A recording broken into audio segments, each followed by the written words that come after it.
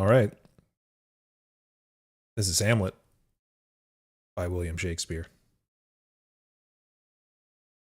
This should be fun. Act 1, Scene 1. Elsinore. A platform before the castle. Enter Bernardo and Francisco, two sentinels.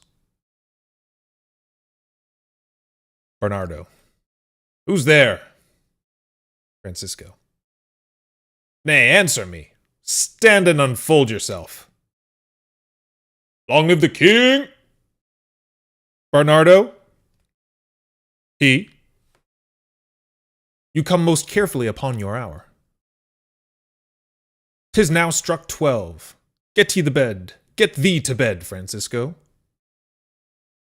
For this relief much thanks. 'Tis bitter cold, and I am sick at heart. Have you had a quiet guard?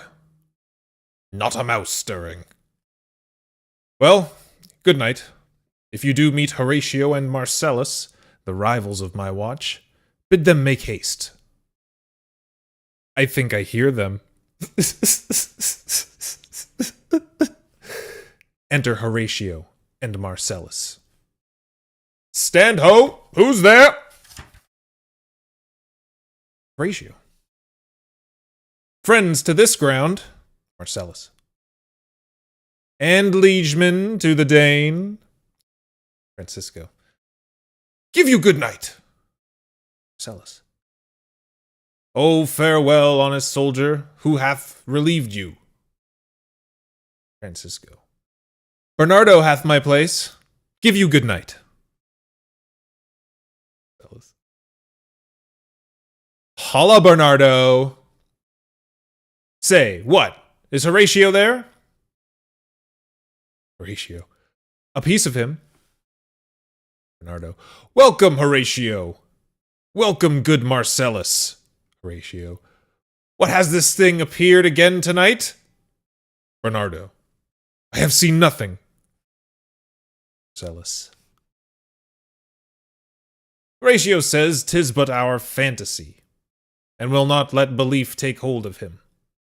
Touching this dreaded sight twice seen of us, therefore I have entreated him along with us to watch the minutes of this night, that if again this apparition come, he may approve our eyes and speak to it.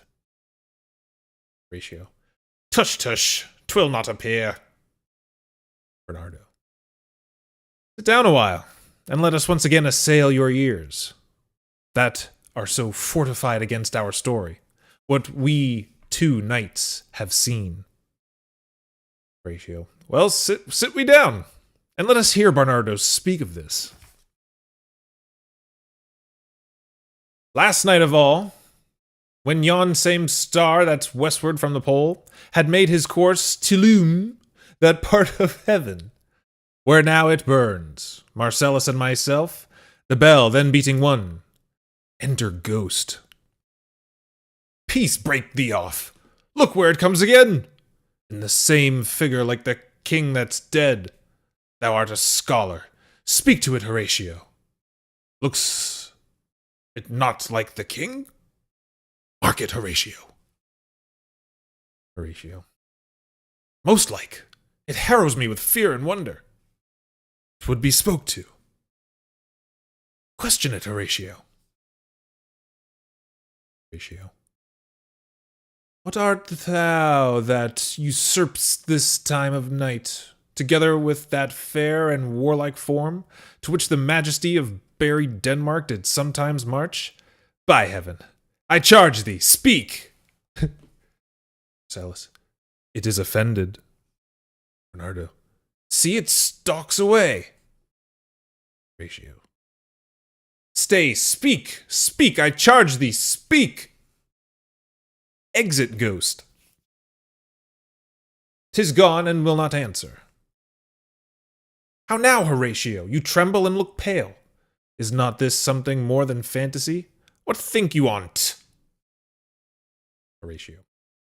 Before my God, I might not this believe, without the sensible and true avouch of mine own eyes. Is it not like the king? As thou art to thyself. Such was the very armor he had on, when he th'ambitious Norway combated. So frowned he once, when in an angry parle he smote the sledded poleaxe on the ice. 'Tis strange. 'Tis strange. Zealous. Thus twice before, and jump at this dead hour. With martial stalk hath he gone by our watch. Ratio. In what particular thought to work I know not, but in the gross and scope of my opinion, this bode some strange eruption to our state. Zealous. Good now, sit down and tell me, he that knows, why this same strict and most observant watch so nightly toils, the subject of the land, and why such daily cast of brazen cannon and foreign mart for implements of war, why such impress of shipwrights whose sore task does not divide the Sunday from the week? What might be toward that this sweaty haste doth make the night joint laborer with the day? Who is't that can inform me? Horatio. That I can. At least the whisper goes so. Our last king, whose image even but now appeared to us, was, as you know, by the Fortinbras of Norway, thereto pricked on by a most emulate pride, dared to the combat, in which our valiant Hamlet, for so this side of our known world esteemed him, did slay this Fortinbras, who by a sealed compact well ratified by law and heraldry, did forfeit with his life all those his lands which he stood seized of to the conqueror, which against the which a moiety competent was gauged by gauged by our king, which had returned to the inheritance of Fortinbras.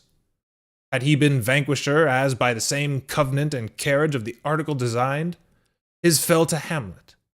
Now, Sir young Fortinbras of unimproved metal, hot and full, hath in the skirts of Norway here and there sharked up a list of lawless resolutes for food and diet to some enterprise that hath a stomach in't, which is no other, as it doth well appear unto our state, but to recover of us by strong hand and terms compulsatory those foresaid lands so by his father lost.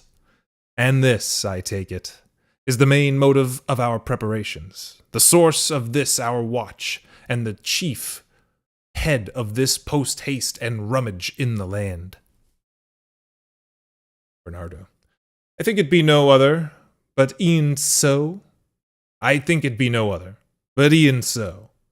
Well may it sort that this portentous figure comes armed through our watch so like the king, that was and is the question of these wars. Ratio. A mote it is to trouble the mind's eye, in the most high and palmy state of Rome. A little ere the mightiest Julius fell, the graves stood tenantless, and the sheeted dead did squeak and gibber in the Roman streets, as stars with trains of fire and dews of blood, disasters in the sun and the moist star, upon whose influence Neptune's empire stands, was sick almost to doomsday with eclipse. Was sick almost to doomsday with eclipse. And even the like precurse of feared events as harbingers preceding still the fates, and prologue to the omen coming on, have heaven and earth together demonstrated unto our climatures and countrymen?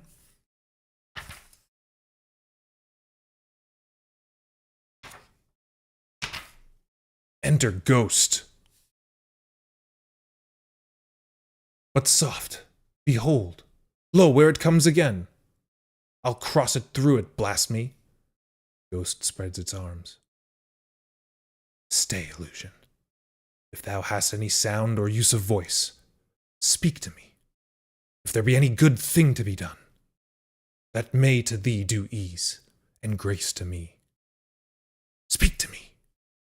If thou art privy to the country's fate, which happily and foreknowing may avoid, oh, speak. Or if thou hast uphoarded in thy life, extorted treasure in the womb of earth, for which they say, you spirits oft walk in death. Speak of it. Stay and speak. The cock crows. Stop it, Marcellus.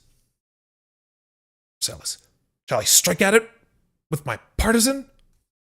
Horatio, do it. Do, if it will not stand. Bernardo, 'tis here. Horatio, 'tis here.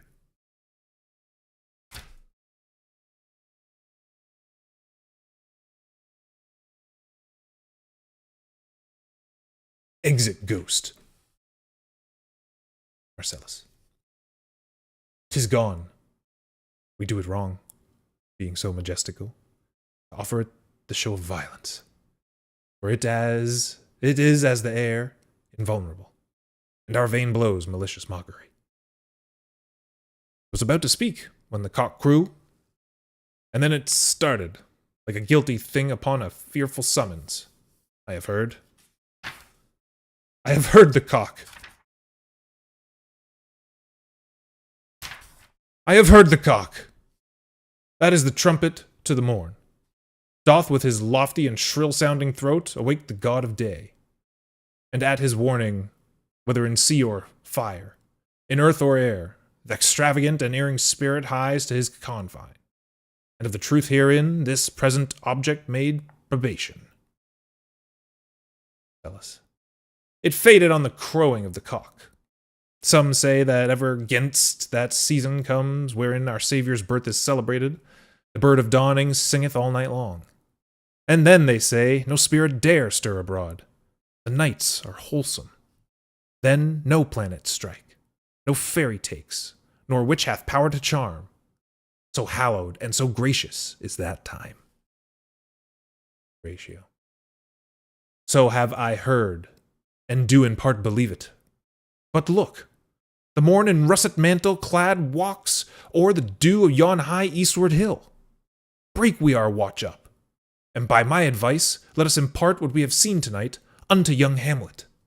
For upon my life, this spirit, dumb to us, will speak to him. Do you consent we shall acquaint him with it, as needed in our loves, fitting our duty? Marcellus. Let's do it, I pray, and I this morning know where we shall find him most conveniently. Exeunt!